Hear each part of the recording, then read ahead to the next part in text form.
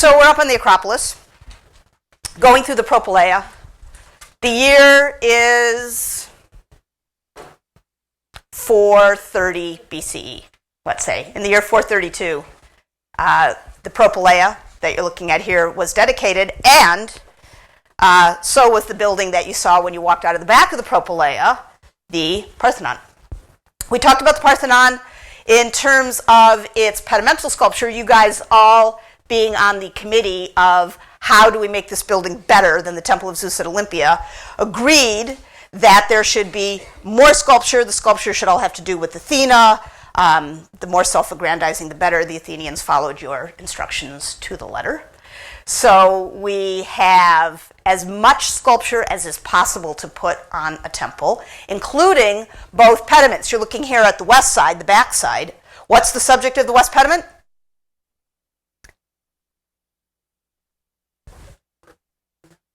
No. Athena versus Poseidon. Athena versus Poseidon for the tremendous privilege of being the patron deity of Athens. What god wouldn't want that? Awesome. Yes, so there was a contest. Poseidon gave a salt spring. Athena gave a olive tree. Athena wins. On the east side, what's the subject? On the front? Birth of Athena. The birth of Athena is on the front side. So two enormous pediments, and then below the pediments on a Doric temple are metopes, the metopes that alternate with the triglyphs. That's the Doric frieze. Okay, that's what's called the Doric frieze, is this band. And the triglyphs separate the metopes, making them into little cinematic stills, little panels. We saw that on the Temple of Zeus at Olympia, the planners very considerately gave you one picture to look at a time. So the metopes there were on the inside of the temple, 6 on the front, 6 on the back when you walked into the porch. They were, as you all recall, I'm sure, the labors of Heracles. One single cycle, half of which was on one end and half of which was on the other. On the Parthenon, there are 92 metope slots. I think it's 14 and 14 and 37 and 37, but I just did that, dredging that out of some back memory, so I could be wrong. And each of the 4 sides is a cycle in and of itself, but each side is a separate cycle. You're looking here at the west front, and I see that I did not put these in order. Okay, so the subjects of the 4 metope cycles are commonplace mythological subjects. That is, they've been treated by sculptors and painters for the last 100 plus years. So actually, do you recognize what story this is? This is of course not a Parthenon metope. This is an earlier treatment of a story. Do you know what building this is?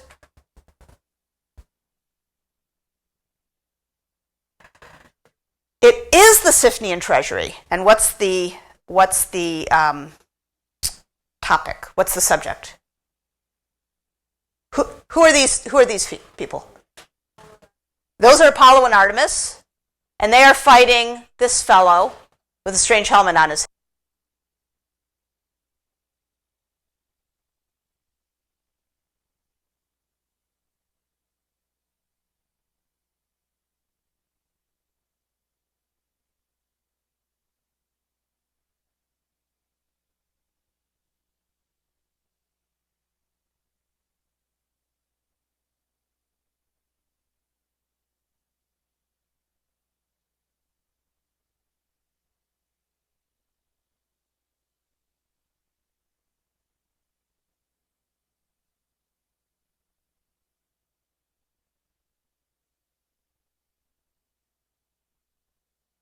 Subject matter in the east pediment of Parthenon.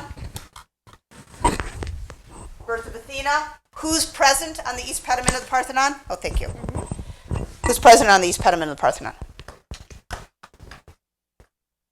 Remember, we looked at, there were the horses of the sun coming up on one end and the horses of the moon going down on the other, and who was in between? Who's in the pediment? Who's in the pediment? Who's in the pediment? On the east pediment. Zeus. Who else? What'd I hear? All the gods, right. The east side of the Parthenon is all the gods. So the pediment has all the gods. The metape sequence on the east side of the Parthenon involves all the gods. And as we'll see when we get to the frieze, the east frieze, they're there too. So it's the gods over and over and over again. Okay. What building is this from? Oh, this is like a little pop quiz. Isn't this fun? Break. Break really does it to your brain, doesn't it? Have I seen this before? Yes, you have. What building is this from?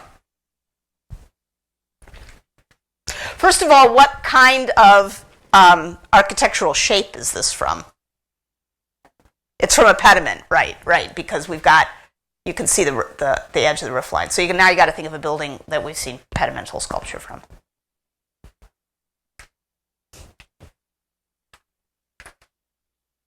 Oh, this is good. This is like a little review.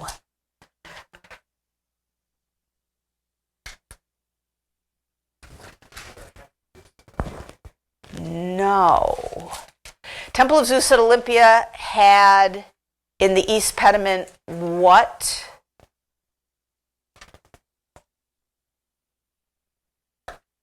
Temple of Zeus at Olympia. That was the metopes.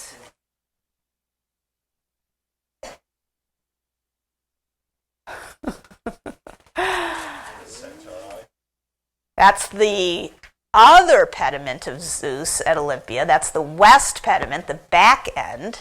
So the front, the chariot race. So this is obviously some kind of battle. Somebody's dying.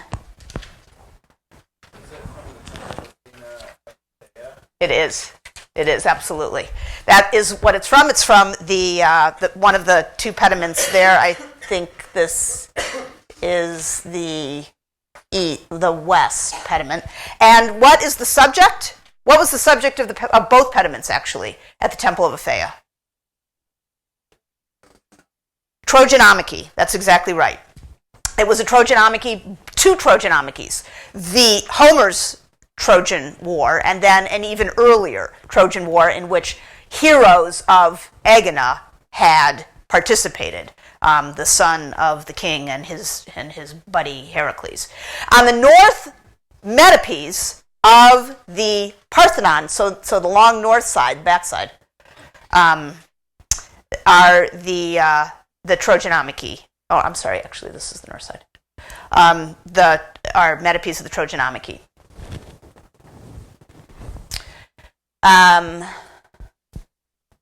You know what this is?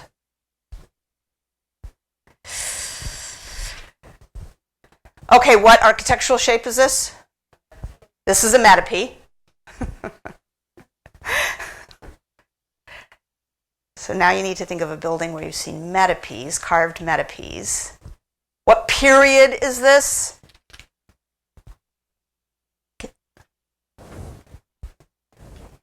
You want to say archaic, and why do you want to say archaic? The hairstyle of the standing. Yeah, it's actually a guy, but yeah, the hairstyle is that's a little trick. Those archaic hairstyles, like British wigs for their lawyers, right? You'd think. So it's a metope. It's archaic. This is like 20 questions. But it would be no fun if I just told you. Then there would be no learning going on. Look back through your notes. Come on, figure it out. An archaic building on which we've seen metopes.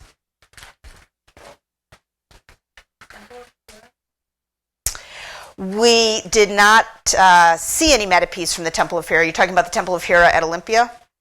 We did not see any metopes carved from that because the metopes are not carved on the Temple of Hera. In fact, there's no architectural sculpture on the Temple of Hera. It is, however, an archaic building. So you got that part right.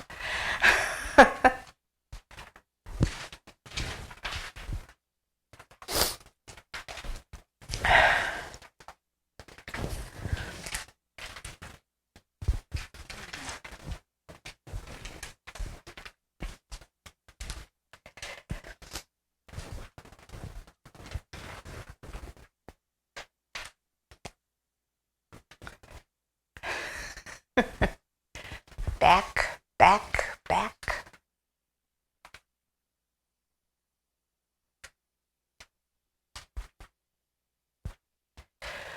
We've only seen two types of buildings with architectural sculpture. One are temples. What's the other? Treasuries.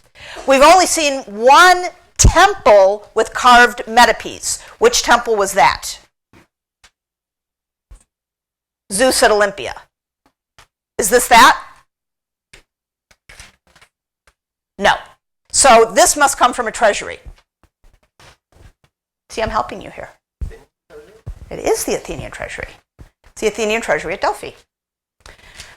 It is the Athenian treasury at Delphi, and this is Theseus. I know he looks like a girl, but it's Theseus. So what is the subject? Who's he fighting? Amazons, right. On the west side of the Parthenon, the metopes are devoted to an Amazonomachy. This is the west front, the one that is being covered up by the pictures that I'm putting up here. What's this? This is Centauromachy. Those are the easiest ones, obviously. I mean, centaur. It's such a giveaway. And where is this from? Temple at Olympia. Which pediment? West pediment. Temple of Zeus at Olympia. Centauromachy. So here you have the complex of stories told on the 92 metopes of the Parthenon. They are all battles. They are battles that are traditional stories already, over 100 years old. People would have been very familiar with them in vase painting and probably other kinds of painting, which we don't have preserved for us. But they would have also been familiar to anybody who was reasonably well-traveled and got around, anybody who went to Delphi or to Olympia, two places that most Athenians would have certainly gone to Aphaea, to the temple of Athena Phaia Agena, which is very close by to Athens. Again, Delphi, the Gigantomachy from the Siphnian treasury at Delphi. So, in other words, you can also imagine the Athenians taking stories that they have seen other people tell and using those themes, those plot lines, to tell their version of the story. In all of the renditions of these stories,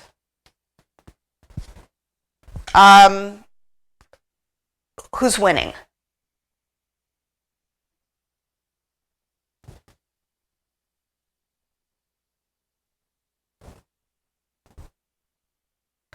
The Greeks. Right, the good guys. The good guys are winning. And it's not even there's not that much of a contest. All right. We do not have most of the metopes on the Parthenon because the building got blown up. The only really well-preserved metopes that we have are on the south side, the Centauromachy. Number one, Centauromachy South 1, is actually still on the building, and you see it here. The explosion blew out the middle, so South 13 through 25 are gone. And number 11 actually also kind of bit the dust. One is on the building, that is South 1. Number 10 is in Paris. Number 12 is in Athens. And all the rest are in the British Museum in London. Of course, when you looked up 40 feet high above your head at the metopes on the Parthenon, they would not have looked like this. They would have looked like this. That is to say, they were colored. The background was colored. There would have been many details that would have been brought out in color. There would have been attachments. There are holes in the backing, so we know that there would have been metal attachments that would have made each of the little scenes quite clear. I'm going to go back for a second. We know that on the west side where the Amazonamiki is, most of those metopes remain, but they have been very, very badly damaged. So we can just see outlines. And in the outlines on the Amazonamiki metopes on the west side, we can see that each of the metopes is a two-person duel. And they are kind of alternating. The Amazons are in Persian dress. Where else have we seen that? Temple of Athena, Phaia, right. So, like the possible understanding of the Centauramiki on the Temple of Zeus, the bad guys, these mythical bad guys in these stories, could be seen as Persians. So on the Amazonamiki metopes, there are these series of duels, and it's clear that in many of them, the Amazons are prevailing. And that is similar to what we're going to take a look at here. Now, I ask you to consider this problem. You guys are all in the workshop of the sculptors who have been assigned the South Metopes. You're all South Metope carvers. You might feel that you've pulled the short straw because everybody else gets to have duels between two people, two entities, both of which have a completely human body. But you have the problem of inserting into the 4-foot square of the metope of the Parthenon, so slightly smaller than the Temple of Olympian Zeus, whose metopes were 5 feet square. You have the problem of articulating a duel between a half-human, half-horse and a person. There are only but so many ways to fashion something that's legible when you're looking up high, that's realistic enough looking. And so one of the things that you see when you start to look at the metopes on the south side is that there's a repetition of poses, that there's not a whole lot of variety. South 2. What's going on in South 2? What's going on in South 2?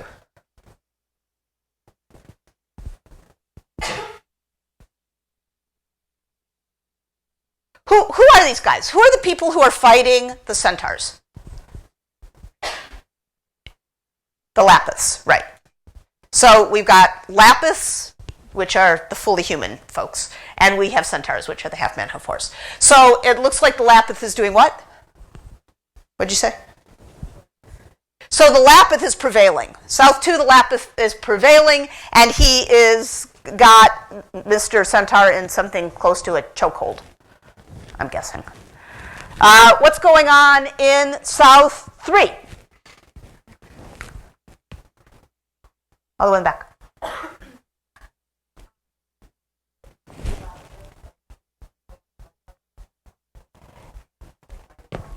They're fighting. Yeah, well, they're all fighting. But who's winning?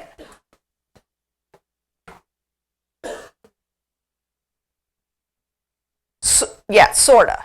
I mean, it's not conclusive, but it looks like he's probably getting the upper hand. But the centaur is not necessarily in much extremis. He might even be almost getting away. This one's a little more ambiguous. I mean, here, the Lapith is definitely prevailing. Here, the Lapith is chasing the centaur, and the centaur is on the move. He's rearing up. He's in motion. His body is twisting back, so he's been kind of caught. But the Lapith is not in a pose of, I've put the kibosh on this guy. South 4. What's going on?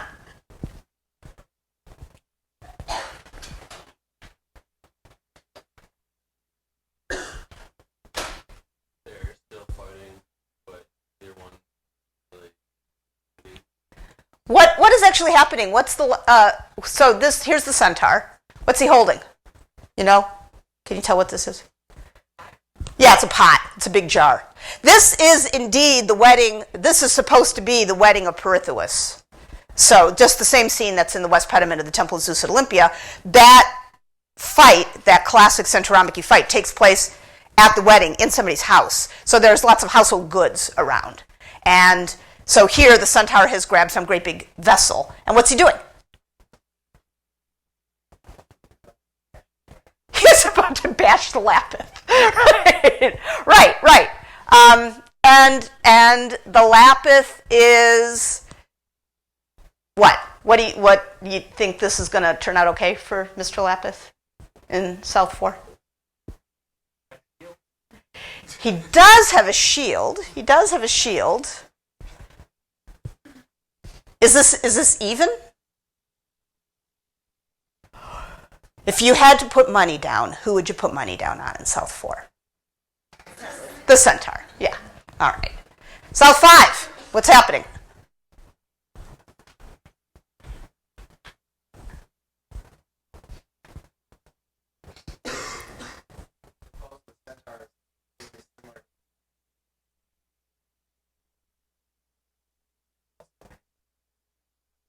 Yeah, have you been in front of a rearing horse? It's not a position of strength. It's not a good place to be. They're big, and their hooves are heavy and, have sharp edges. So this doesn't, Mr. Lapith is not in evidence in South 5, but this centaur does not look shy and retiring. And it looks like he's got the upper hand, if you can say that a centaur has the upper hand. South 6, what's happening? I know that by now you guys are thinking that it's a good thing that 13 through 25 are gone. You thought I was going to make you do this for all of them. South 6, what's happening? Looks fairly evenly matched, yeah. It almost looks like it's a truce, like, okay, let's shake. I love the South Metopes. One of the things that I really love about them is I have this image of all these sculptors up on the top of the Acropolis chipping away, carving, like everybody's got their little, and you can just imagine some overseer, whoever's in charge, walking around like looking over people's shoulders, how's it going? And here's something that we know, this is actually funny. Here's something that we know about the Parthenon and its sculptures. We have the accounts. And we know that, for example, the very first set of sculptures that were finished for the Parthenon were the Metopes. And then not everybody who got the chance to work on Metopes was retained for step 2, which was the frieze, or step 3, which was the pediments. So this was like the first stage, and only the better sculptors got to continue. And it is hard to overlook and when you look at some of these Metopes, you think, I bet, did not get the nod. You got this far, but yeah, like I think that about whoever did South 7, for example, which looks a little, problematic compositionally to me. All right, so South 6 looks like a draw. In fact, it's a little bit boring. It's a little hard to tell what's going on. There's nice cape behind the Lapith, but both of them are, the centaur's tail isn't even going anywhere. So this is like a not even much of a battle. South 7, who's winning in South 7? Who are you going to put money on? The Lapith, because Yeah, he looks like at this moment he's got the upper hand, but it's not necessarily clear that he will actually prevail. Oh, maybe he will. I mean, the centaur's front leg is bent as if he's lost the strength to really push against the Lapith, but he's a good foe, and the Lapith is working here. I mean, he's working kind of hard. 8.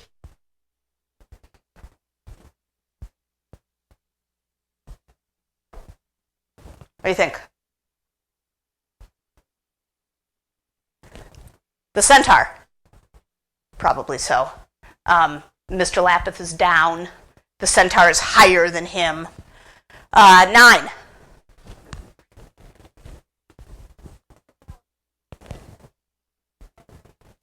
The centaur again. In fact, the Lapith is tripping over this jar. Like he was backing up and then he ran into the jar and he fell over. This is another one where I think you did not get to continue working. Although it's sort of cute. 26. Now you see that we've skipped all the ones that we don't have any longer. 26, all the way in the back. What do you think's going on? 26, definitely the Lapith. Yeah, he's got it over the centaur, both hand and foot wise. 27. 27 is everybody's favorite South Metope. What's going on? What do you think's winning? The Lapith, because? Looks like the centaur is going to win. In fact, it almost looks as if in South 27, the Lapith isn't winning, he's won. Like, he's not even fighting anymore, he's posing. This is why everybody likes South 27, me too. Because this guy is so, like, hi, I'm here. I'm the Parthenon. This is so great. Look at me against my cape. Oh, yeah, there's that centaur over there. You pay no attention to that centaur. I have prevailed. Yay. Then right next to Mr. Show-Off, South 27, we have South 28. This is not looking good. This, in fact, is quite demoralizing for the Lapith. And in South 29, what's happening?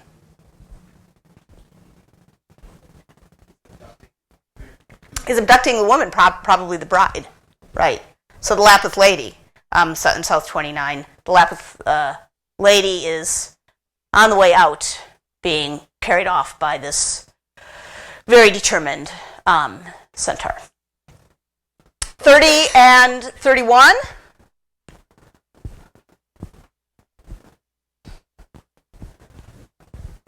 What do you think? What do you think about 30, Carlene? Seems like it's pretty good. Yeah. Right. In 30, this is also one where this guy was striving for originality and really did not do a good job with the composition. It's just so weird. 30, the Lapith is getting his hair pulled, and he's sort of feebly punching up a fist, which is having absolutely no impact at all on the centaur. And then 31, the worst of all of the South Metopes for sure. 31, what's happening?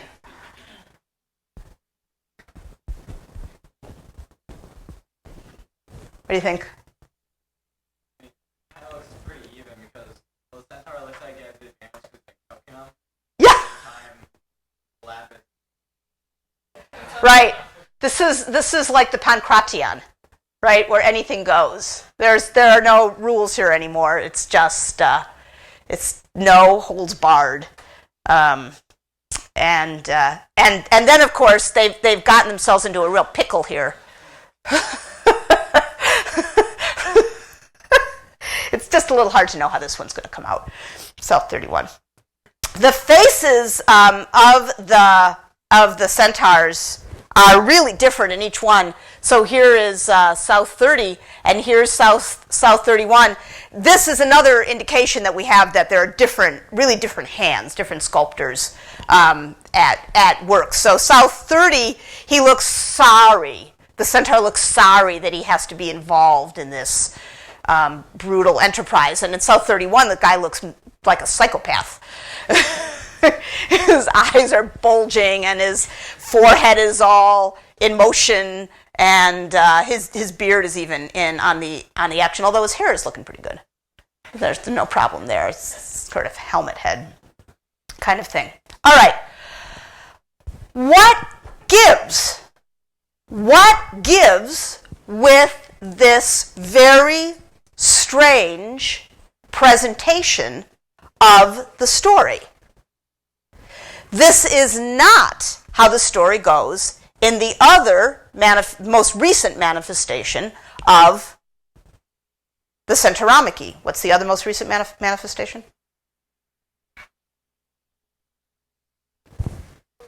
Olympia.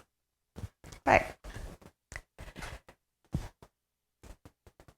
What gives? Why is this so clearly not a cakewalk? You might want to have a little chat. In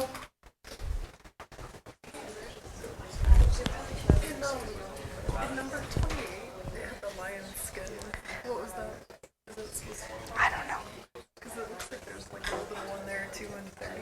Like lion centaur. Yeah, it does. I don't know. Yeah, I noticed that every time I put the metapiece up there, and I think I should go read what somebody has to say about that. Yeah, because in that fight, was he? No, he's not. That wouldn't make any sense. No, he's not. And he's not one of the people involved. Yeah, I don't know. I mean, yeah, it could just be something along the lines of the centaurs are wild and they've got some wild capes, and but and there could be some obscure variant of the myth that's got something that I don't know about, but I don't know. It's a good question. There must be a reason. We just don't know it.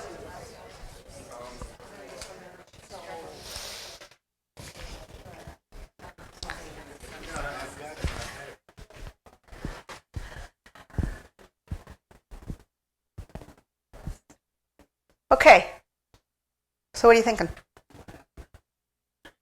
What are you thinking? Well, they just rebuilt it after their Not just. How many years have gone by? 30. Right. 30. So 30 years have gone by. Let's just. But this is a good point. So 30 years have gone by. So there was an immediate set of reactions to the sack of the Acropolis, which we talked about in more detail last time. There was an immediate set of reactions. What were the immediate reactions? There were 3 immediate reactions that we went over. What happened to the archaic dedications on the Acropolis? Those were buried. So one immediate reaction was, let's erase the evidence. What was another immediate reaction?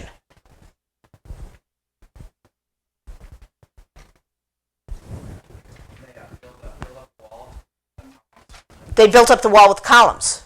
Right. So another immediate reaction was, let's memorialize the damage.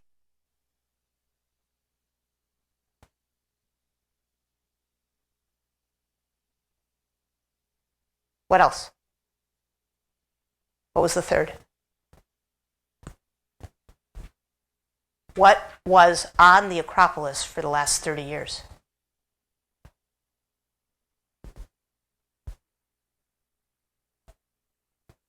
They left it in ruins. On purpose. So, this is really interesting, It's, and I think it matters. It's very easy to elide the time, and it's easy to make it seem as if people in the past did things in a sort of straightforward or automatic way. But just the way we don't, neither did they. The damage to the Acropolis was confusing. The destruction of the building that was in process was emotionally tragic. When something that large happens, it takes a while to process. A society is no more equipped to react at once and decisively and readily as a person. When something really bad happens to an individual, usually it takes that individual a while to figure out how to feel and what to do. And sometimes you can have false starts. You think, I'm going to do this. I'm going to blow up. I'm going to take revenge. I'm going to walk away. I'm going to forget. I'm going to remember. I'm going to save this. I'm going to throw away that. And sometimes you try a bunch of things before you settle on the thing that works, that helps. And that's what the Athenians did. So initially they did a bunch of stuff. And time went by. A whole generation went by. The people who are building the Parthenon are not the people who had those initial reactions. They're the kids of the people who had those initial reactions. And for them, the event is now history. It's not what happened to them, it's history. And how or whether you memorialize an event in the past is different than how you or whether you memorialize an event that happened to you. So for the people who built the Parthenon, they are making a choice not about how to react, because they don't need personally to react. It didn't happen to them. They're making a choice about how to remember. And that's different.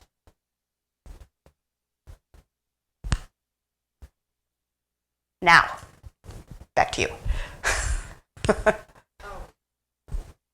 So they're acknowledging that fighting is a difficult thing, like, that it's not an easy win.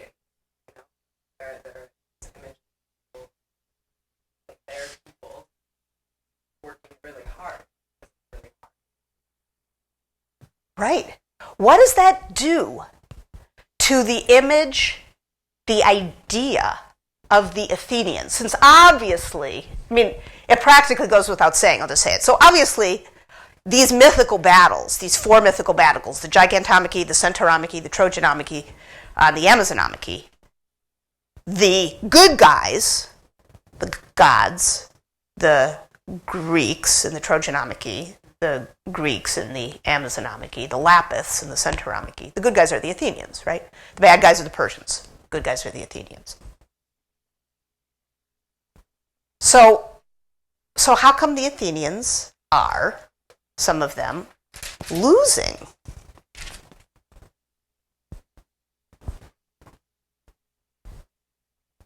Because 30 years ago they didn't.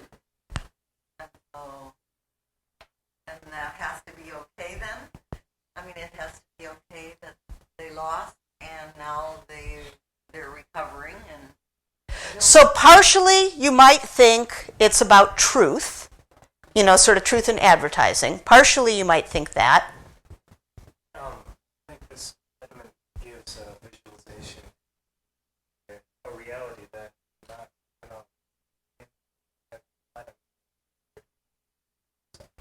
So it's partially it's partially true, it's partially real.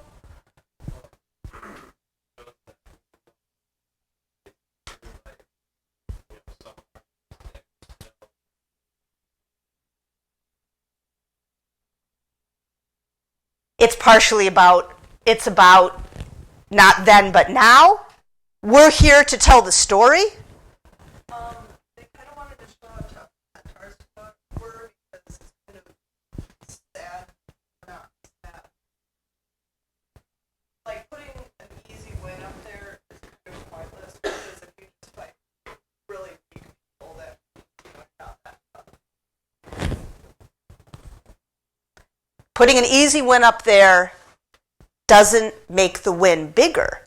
It makes the win smaller.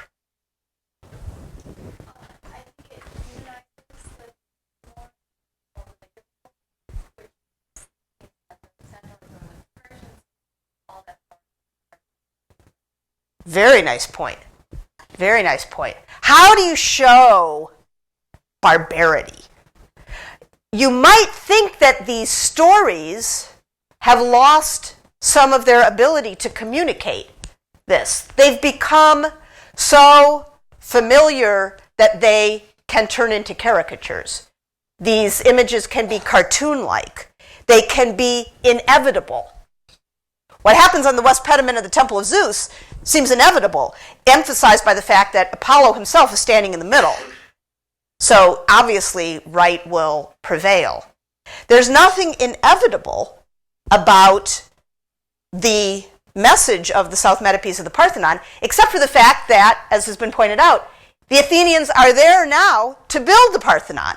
What's inevitable is the building.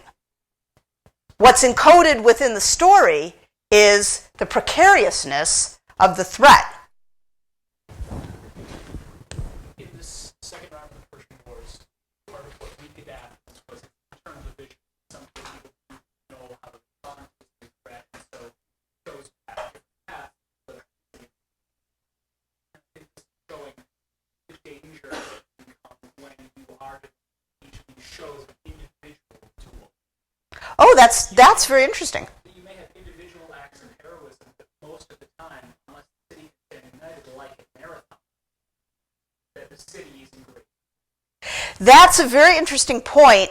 When you think about the difference, the undercurrent difference that the piece of architectural sculpture that's being selected for this portrayal. So metopes, by definition, are these individual duels, whereas this is a whole group effort on the west pediment. Individual duels might be happening, but you get the sense of a community reacting. What you get the sense of when you look at each of the South Metopes is each person has to step up to the plate. Each citizen is called upon. And there's a cost, that was your point, and that's the truth. And the Athenians were careful to convey this. And it looks like the West Metopes conveyed the same message, because as I pointed out, we can tell from the outlines that there were that the Amazons prevailed in some number of them, that there are alternating winners.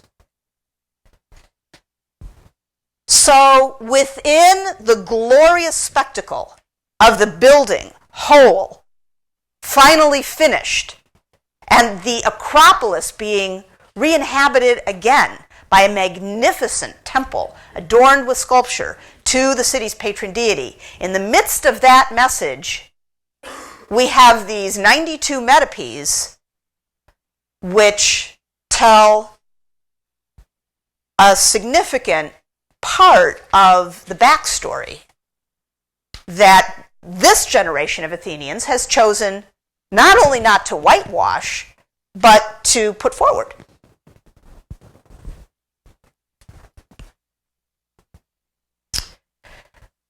This is the East Front. It is actually on the East Front. It's not quite that.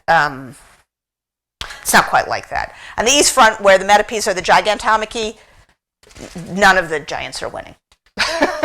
Because how would you portray on the East on a story where an Olympian deity is not winning?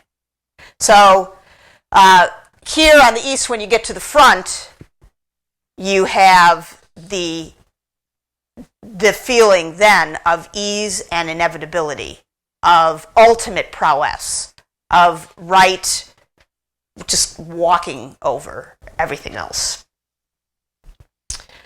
All right. You know what? We're not done. Now, you know something? An Doric temple, this should be it. pediments and metopes. There isn't space for something else in a Doric entablature. This is a Doric entablature. When we saw the Siphnian treasury and we saw a frieze, that was an Ionic temple. In an Ionic temple, you have a continuous frieze on the outside. So an Ionic temple or an Ionic treasury, the place where the triglyphs and metopes are, instead is a single continuous frieze, like on the Siphnian treasury. But the Athenians inserted, very remarkably and uniquely, an additional bunch of sculpture on the inside. So we have pediments, we have metopes, and then on the inside and wrapping all the way around the building for 524 continuous feet of frieze. And here you see it and it's not so simple to see. First of all, it's on the inside. So you see it in a kind of syncopated way in between the columns. And you see it not only in a syncopated way, but the light, the shadows of the columns mean that parts of the frieze are in shadow, parts of the frieze are in light, and you have to kind of back up and look around, and then of course you have to crane your neck because it's 40 feet up to see it. So it's not so simple. Here on the west front, the story that's told in the frieze starts. It wraps around the north and the south sides, and then converges on the east front. So it's one continuous story. Unlike the metopes, where it's a different story on each side, the frieze is one continuous story. And the story is a procession, and it must be the Panathenaic Procession. Who is involved in the Panathenaic Procession? Who are the participants? Everybody who? All Greeks? This is the all Athenians. Think about that for a second. Who have we seen on any kind of architectural sculpture up until now?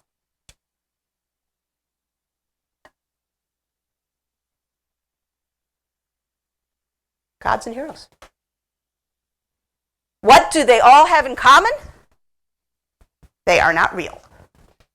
Or they're metaphors for real people. But they are immortals or mythical. Now we've got the Athenians themselves up on the temple on the Acropolis. The frieze is fantastic, of course. People should, if you get a chance, go to the British Museum, where you can see a whole bunch of it today. The frieze is fantastic. It shows on the west side Athenians, men. It's all men on the west, north, and south, getting ready to participate in the procession. You know how it is when you're down there at the beginning of the processional field, and some people are already up on their horses, and some of the horses get very excited, and they're rearing and cantering, starting to canter like this one, and this guy's trying to bring his horse under control. And some people are just, a little late and disorganized, and so, like, this guy's still putting on his shoes, for example. And you can see him right there on the frieze itself. There he is, right there. And some of the horses are a little bit better behaved, and so you get this very lifelike sense. It's very fun of a lot of hustle and bustle in different stages of activity. But as you walk around the building and you look up at the north and the south sides, the two long sides, the frieze and the procession settles down into a clear and, for at least the first half of the north and south flanks, repetitive story. And like the metopes and the pediments, they would have been painted, which of course would have made it a little bit easier to spot. And you've got guys on horses. Guys on horses are still something that the Greeks just, they love that. Still have a thing for horses. So there are the thunderous cantering of the participants in the procession as they come along. The procession to the top of the Acropolis, the Panathenaic Procession, involved a lot of parts. It wasn't just guys on horses. It wasn't just the hoplites. Hoplites are the soldiers, the citizenry, the backbone, the defense of Athens. They were participants in the Panathenaic Procession, but the procession were all the things that you needed so that when you got up to the top of the Acropolis, you could have a sacrifice in honor of Athena, because the culmination of the Panathenaic Procession is a big sacrifice for Athena. Why? Because it takes place on her birthday. So it's really a big birthday party for Athena, Panathenaic Procession. So if you're going to have a sacrifice, first of all, you need animals to sacrifice. So the animals are up on the frieze coming along, and you see some of them here, oxen. And they're, I don't know if you, I'm just going to guess that none of you have needed to lead any, bovine quadrupeds up to the top of a rocky mount, but it's not like they just trot along like your dog. It's tough. They're resistant, and it's it's high. It's a little bit difficult, and so they're making trouble, and it takes a couple of guys each to hold on to them, and you have to pull them along. Sometimes they're not being super cooperative, and all of that is conveyed on the Parthenon frieze. It's amazing. The Parthenon frieze is amazing. Here's one of the reasons it's amazing. It is no more than 3 inches deep, the carving. Just put your fingers to 3 inches and try to figure out how many planes people. I mean, here we've got. Just look at this. There's a guy. In profile, it's not even like they're standing frontal, where you would just see a frontal face. Here's a profile guy. He's in motion. This cow is about to get away from him. So he's pulling back, and then so there's plane 1, plane 2. Well, actually, his body is in motion too. So you've got the depth of his body turning in space. So you have multiple planes going down, and he's holding on. And then there's the animal itself, and behind the animal is another guy. 3 inches. It's like film. It's so thin. But you get the complete sense of it doesn't look flat. So just to say, it's pretty fantastic. If you're going to make a fire up on the top of the Acropolis, very good idea to have some water, because things could get out of hand. There's a lot of wood up there. You don't want anything to burn down. We've had enough of that. Thank you very much. So people have to carry the water up. I mean, you're up at the top of the Acropolis. There's no spring up there. So you have people carrying water jars.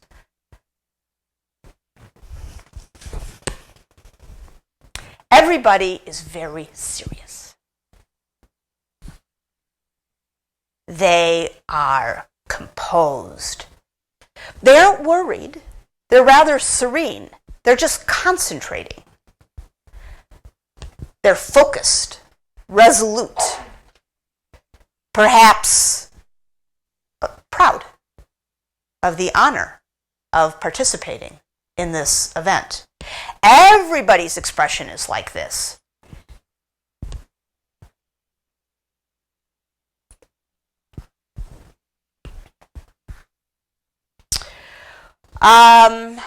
So here we are at the east front. So we've had all this processing, the guys on the horses, the cattle, the people bearing the water jars, coming up the north side and the south side, and then coming around to the east front. As they turn the corner, as the procession turns the corner on the east front, we've got some ladies. Now finally ladies show up. And some guys who are just, these are, as anybody could tell from the pose of these guys, these are officials. Because what is the job of an official? Is to not look like there's any hurry, and in fact, they're just chatting. This is like the supervisor of a road crew. They're just standing around. Waiting. So the procession is on its way, and they're waiting for it to appear. Some more lady citizens here, probably priestesses to the goddess Athena, also. So the entire extent of the people who are involved in the Panathenaic Procession are depicted on the frieze. And then when you get into towards the middle of the east front, we've got these people. Who are these people? Here are some clues. Their upper bodies are nude, unless they're ladies. And they are seated, but their head is at the same level as everybody who's walking along. They must be gods. There's nobody else that can be. Because if they stood, they would be twice as big as everybody else. They actually, in places, have their feet, you see here, and here. Their feet are on little, what look like little rocky bits, which is probably a very subtle indication of Olympus. So how are we to imagine? You see, I have them arranged on here. This is one of the things that I dislike so much about PowerPoint. See, back in the day when I had slides, I could have one big slide on one side and one big slide on the other, and then you would really get it. But I can't do that anymore. Just needed to complain about that a little. So you have to imagine the frieze, the procession coming up on both sides. These deities are seated looking in the direction of the procession coming this way, and these deities are seated on the north side of the east front, looking towards the procession coming this way. But they're on Mount Olympus. So they're on Mount Olympus looking down, but they are quite readily depicted as interested in, observing, looking down at, watching for the Athenians. This bizarre, systematic relationship between the gods and the Athenians is again reinforced here. The same kind of bizarre relationship that is in evidence on the West Pediment, where two gods are competing to be the patron deity of the city, because that's so special. Here the gods are very interested in the Athenians themselves and this procession of theirs. Now it's Athena's birthday,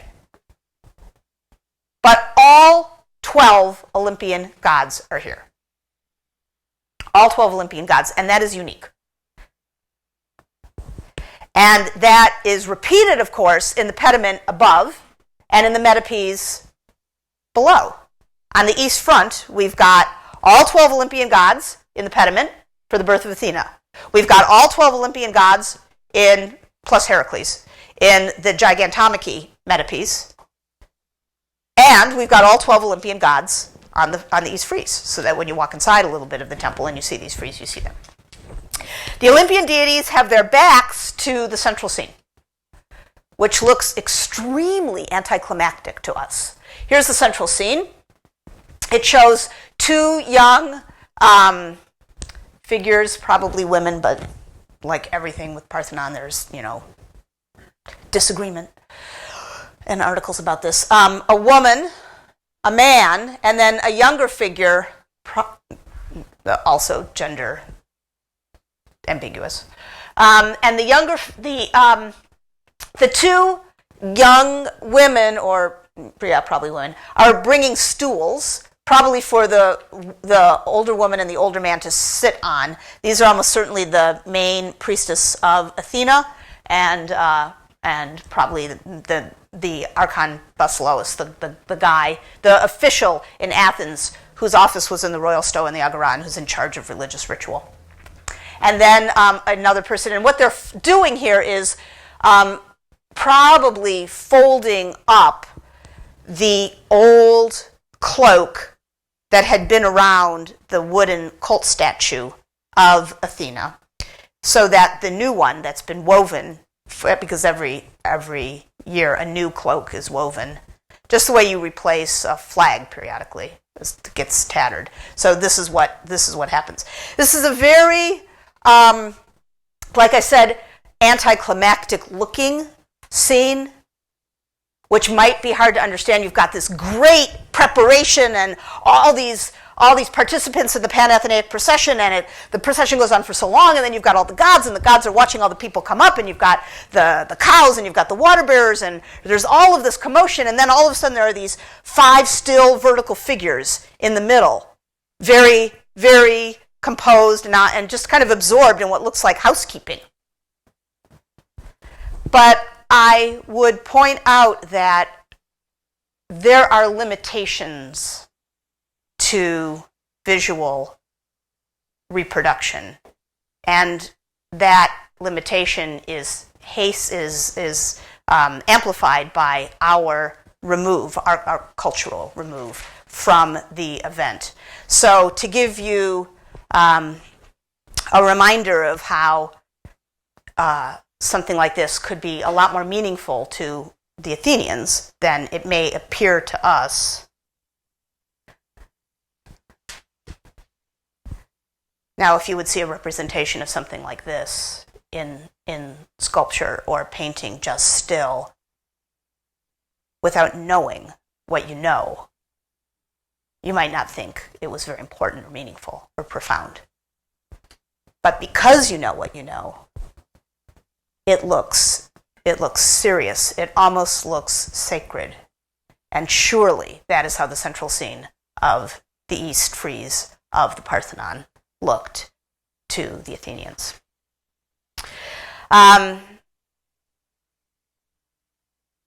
So on the East Front, we've got, as I have now said multiple times, I guess I have this slide in the wrong place, gods in the pediment, gods in the metopes, and gods in the frieze. And then inside the building, a huge, enormous, ivory and gold-plated bronze statue of Athena.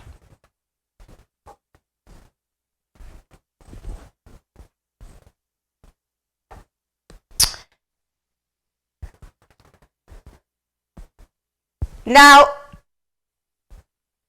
the Parthenon is not the main temple of Athena on the Athenian Acropolis. The main temple of Athena on the Athenian Acropolis had been those earlier foundations that we saw, the Temple of Athena Polias, the Temple of Athena in her guise as city protectress. And that function, once that building was had been burned down, that function of the Temple of Athena Polias is taken up by this building here, which we haven't talked about, but which you can read about, and probably many of you have heard about. It's called the Erechtheion. That was the new, essentially, Temple of Athena Polias, and the statue, the old cult statue of Athena that received that robe, whose being the event of its being folded up that you saw in the East frieze, that's where that statue is. That gigantic gold and ivory statue, that did not get the little robe, the one that's inside the Parthenon. So, what is the Parthenon? This is a building that 30 years after, I mean, the Athenians have been going without this building for a while. They don't need it, actually. The meaning of it has got to be embedded in the pictures and stories that are on it. If you had to say, if you had to fill in this blank, to the Athenians, the Parthenon was a fill in the blank, what would you say? You might want to have a small chat.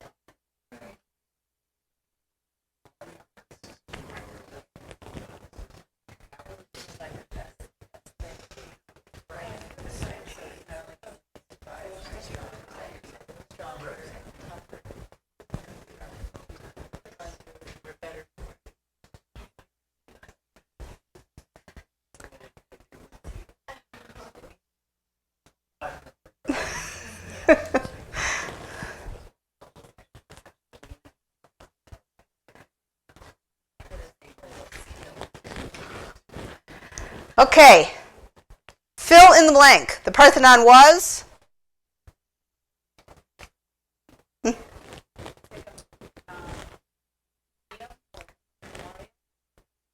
A museum, or those are two different things. The Parthenon was a museum. Why?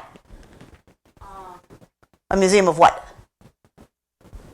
It's something to preserve, to show to the future generations their culture, their stories. So the Parthenon is a museum of Athens, essentially, for future Athenians to tell the story. The Erechtean is a temple to Athena and the Parthenon The Parthenon is a temple to the Athenians, not necessarily Athena, but the Parthenon is a temple to the Athenians.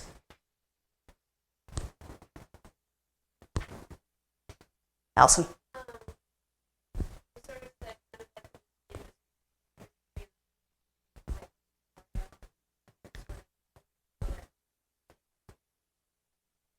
So a memorial of an event in the past, a memorial of this pivotal point for the Athenians in their history. A museum, essentially, if you say it's a monument to or a celebration of the Athenians, then it's, well, a celebration, you could say. A museum, a celebration, a historical memorial. What else?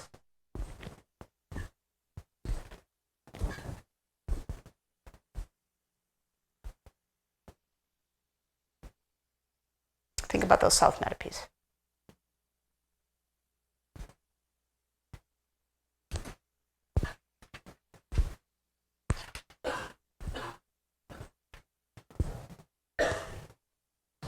How about a victory monument?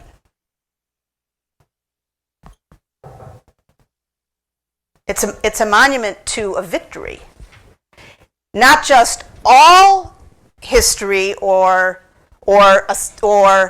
a single part of Athenian history, although it's both of those, but it is also a defiant statement. And what is a victory monument but a defiant statement? So it is memory, it is history, it is pride, it is defiance, it is prevailing. It is the essence of how the Athenians feel that their city and their efforts fit into the Greek world. Okay, see you Thursday.